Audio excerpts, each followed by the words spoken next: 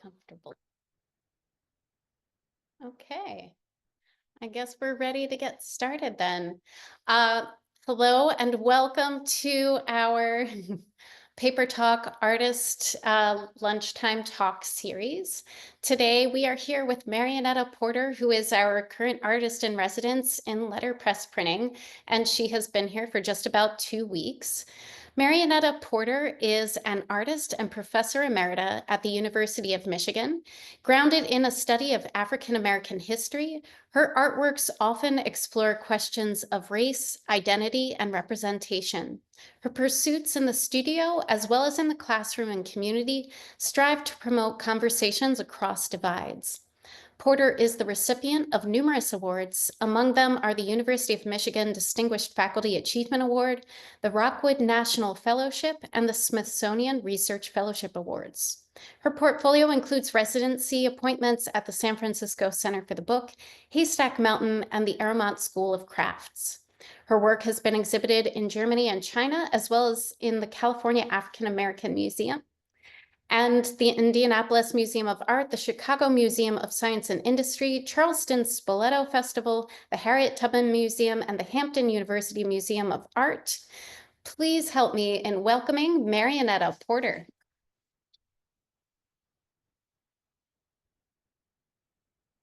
Thank you first to the Morgan staff who've so graciously hosted me these past 2 weeks.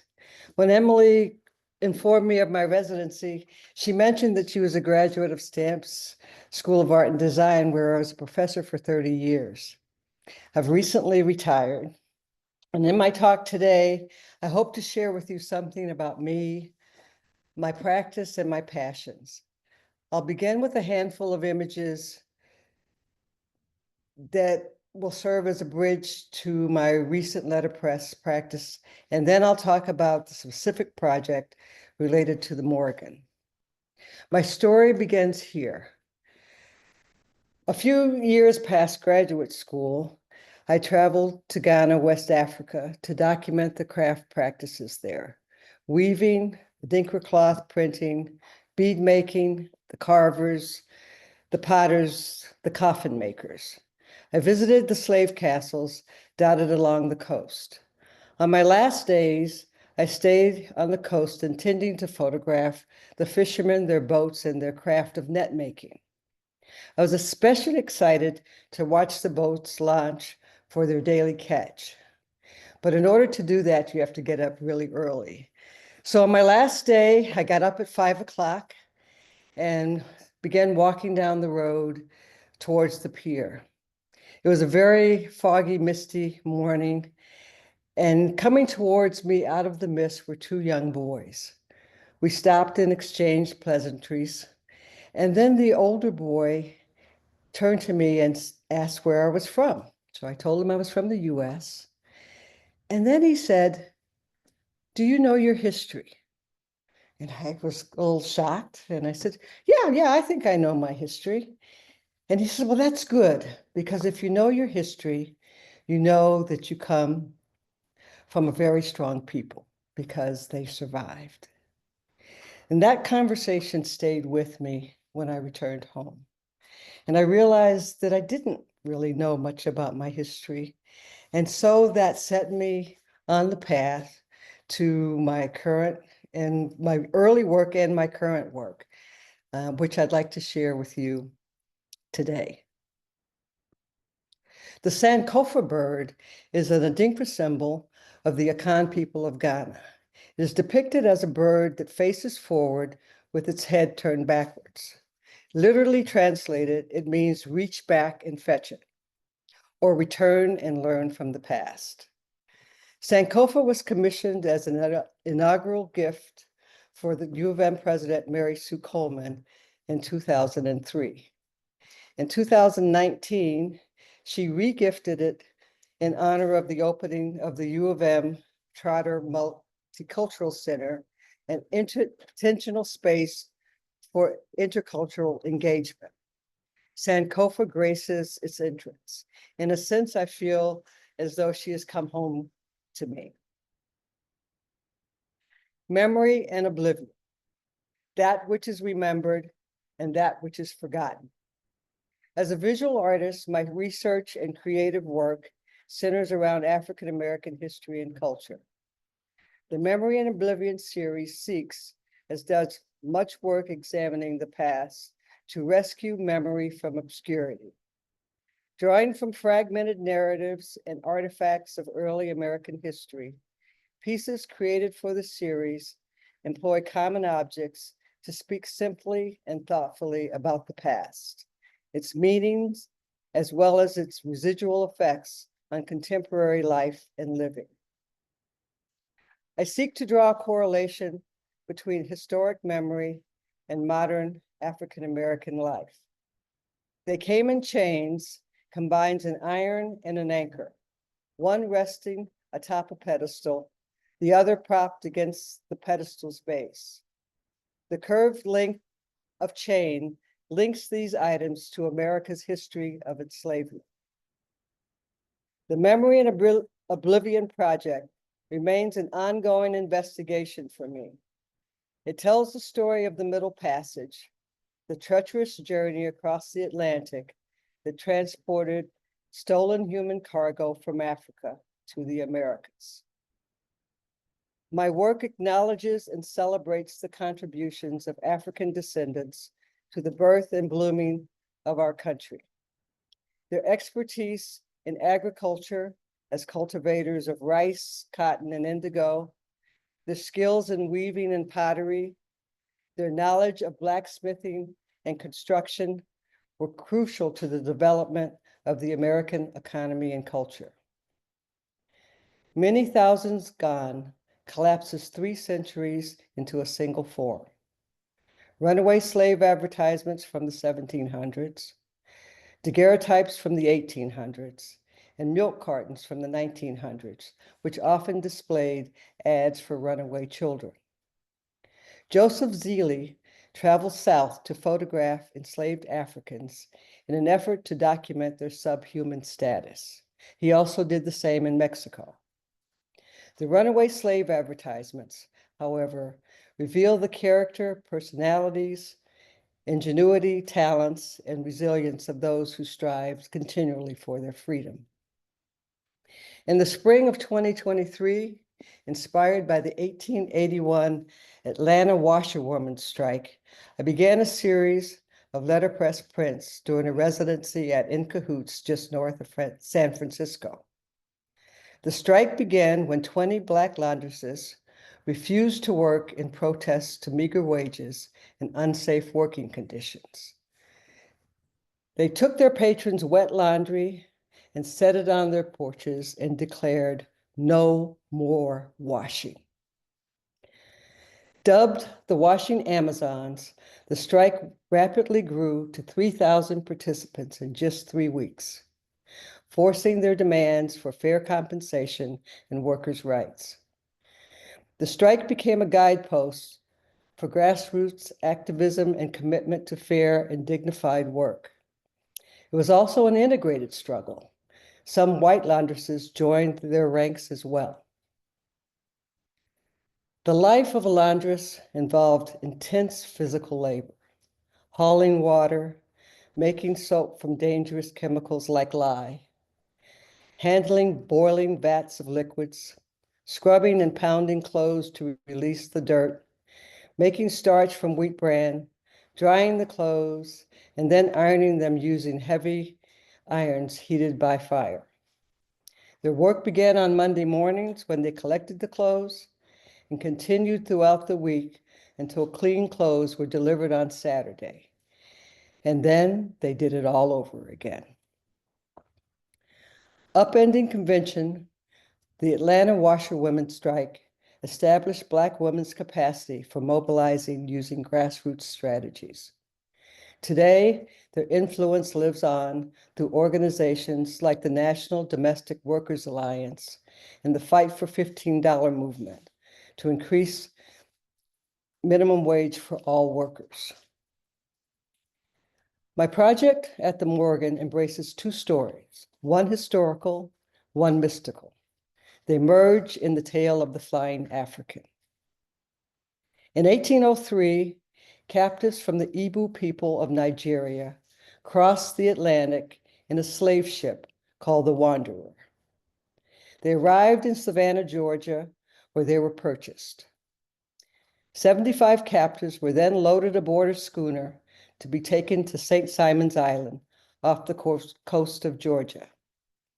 During the trip, the Africans mutinied, forcing their captives overboard. When the ship finally ran aground, the Africans, led by their chief, began chanting, "The water spirit brought us, the water spirit will take us home." They walked back into the water of Dunbar Creek and drowned. A written account of the mass suicide was recorded by the plantation overseer, who expressed dismay over the substantial financial losses of such egregious actions. Some have called the mutiny and subsequent mass suicide at Igbo Landing the first freedom march in the history of the U.S. This is the historical account, recorded by the slave barons and their charges, with facts and figures, sums and losses. But there's another story, one remembered and recalled by the Gullah Geechee people who belong to the island. This is the story that endures to this day. Some say the Igbos walked back across the water to Africa, the water connecting them to their ancestors, giving them the power to return home. In other tellings, the captives rise up and fly away. Like all good tales, the flavor is in the details, which may vary according to the storyteller. The heart of the original tale, however, one of freedom, transcendence, community, and resistance, evolves through each retelling. This is the mystical account, and like all powerful stories, the tale of Igbo Landing and the legend of the Flying African transcend boundaries of time and space. To better understand the significance of these stories to an African worldview, we can turn to the African cosmogram, a diagram that represents the voyage of the soul in the process of reincarnation. The soul travels in the path of the sun, counterclockwise. You're born in the east, and as you mature, you move in the counterclockwise direction until death. The Kalunja line in the middle is a watery divide between the land of the living and the land of the spirits, two complementary dimensions, two worlds that mirror one another, yin and yang. Themes of water and song that surround flight are connected to this basic understanding of the cosmos. In returning to water, one returns home, to the realm of the ancestors. References to water figure prominently in early African-American grave sites. Shells, reflective items such as mirrors and glass, or broken water vessels often served as adornments, acknowledging that what is broken in this life is restored in the afterlife. In the Marvel comic film, The Black Panther, actor Michael B. Jordan, who plays Killmonger, refers to the events at Igbo Landing in his death monologue, saying, "Just bury me in the ocean with my ancestors who jumped from ships because they knew death was better than bondage." In 1981, artist Beverly Buchanan constructed marsh ruins in Brunswick, Georgia, just across the bridge from St. Simon's Island, symbolically bearing witness to the mass suicide at Igbo Landing. She covered the mounds of concrete in layers of lime, sand, oyster shells, and ash, materials traditionally used by African Americans in the South to construct grave sites. Unlike most memorials that speak of grandeur and permanence, Marsh Ruins is an ode to the ephemeral. Submerged twice a day by the rising tide, the stones are slowly eroding, returning to the ocean, going home. In 2022, more than 200 years later, a marker was placed at the site of Ibu Landing on St. Simon's Island. I've long been fascinated by the events at Ibu Landing and the narrative of the flying African that stands beside it. From children's books to literature, poetry, music, and the visual arts, stories of Africans who possess the power to fly away home have been immortalized. Toni Morrison's Song of Solomon, Polly Marshall's praise song for the widow, and Robert Hayden's poem, O Daedalus, are a few examples. Beyonce and Lauryn Hill, along with films like Daughters of the Dusk and the Black Panther blockbuster, have all referenced these stories. Using a traditional silhouette form indicative of the time period, Kara Walker's contemporary screen prints tackle themes of slavery, violence, and resistance in the antebellum American South. The tale of the flying African resonates as a symbol of the trauma of slavery and of resistance to it. So powerful is this story of resistance that it has become a recurring theme throughout the African diaspora, as seen in the work of Cuban artist Andres Villar. Flying Girls by Nigerian artist Piju Alitis is based on her story about the life of a young Yoruba girl who lives in two alternate worlds. In one world, she is a 9-year-old who is hired out as a domestic servant. In the other, a dream world, she can fly at will beyond her troubles. My letterpress project at the Morgan is inspired by the tale of the flying African. Fragments of text from Robert Hayden's poem, O Daedalus, Fly Away Home, serve as a foundation for investigating the creative potential of text and letterpress printing. I brought a few copies of the poem. If you guys would like to have them, please help yourself. Hayden's title addresses Daedalus, a mythical Greek architect, craftsman, and inventor, and the father of Icarus. Daedalus constructed the labyrinth of Crete. When he was later imprisoned in it, he escaped by making wings of feathers and wax. Likewise, the protagonist in Hayden's poem expresses a longing to escape from the land he helped to build by weaving wings of a wish and a prayer together. The repetition of "Oh, fly away, home, fly away" throughout the poem speak to the desire for liberation and dreams of returning home, of disappearing into thin air or dissolving into the sea. The poem itself alludes to the flying African legend and evokes the Black experience through the metaphor of flight. My gran, he flew back to Africa, just spread his arms and flew away home. It also references African music, dance, and folklore, as well as the history of enslavement. Enchanted by the night, the music, the girl, the poem speaks of dancing, evoking the rhythms and diction of African mysticism. The Juba dance is a lively African-American style of dance involving stomping and the patting of arms and legs and chest. The rhythms and movements of the dance carry deep symbolism and meanings that only those in the community could fully understand. Liberation through flight or death, generation after generation, stories of resistance infuse the history of Africans in America. As the old African-American spiritual cries, "Oh freedom, oh freedom, oh freedom over me. And before I'd be a slave, I'd be buried in my grave and go home to my Lord and be free." Night is an African juju man, weaving a wish and weariness together to make two wings.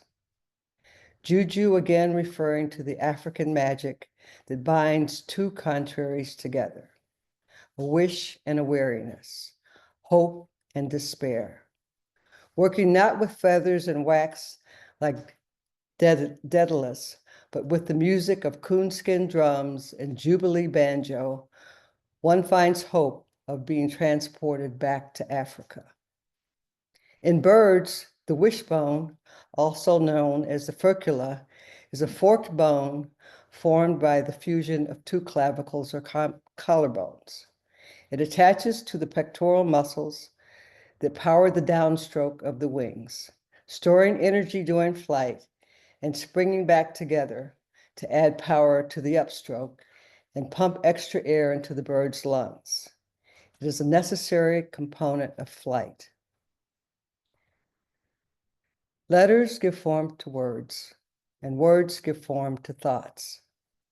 The practice and process of letterpress printing has enriched my thinking about the power of words. How simple phrases like silence equals death or take back the night profoundly shifted the narrative in our consciousness about the AIDS crisis and about violence against women. Today, how might words speak truth to power and deepen our understanding, humanity, and compassion for one another? In a time when certain words can't be used, when books are banned and histories are being erased, it is more important than ever to share our stories, to cherish and preserve them, to rescue memory from oblivion. Thank you very much.